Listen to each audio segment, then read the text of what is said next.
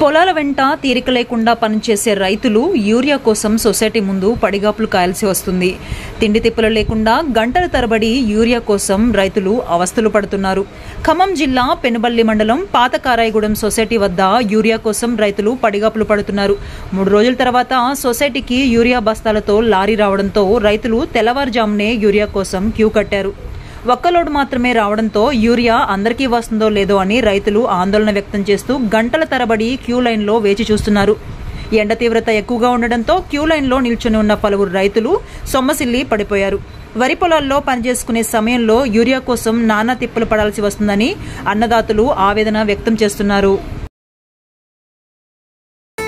రాగాలు తీసిన రైతన్న నేడు గాయాల పాలాయనే, రాజులే బతికిన రైతన్న నేడు దారిలే నోడాయనే.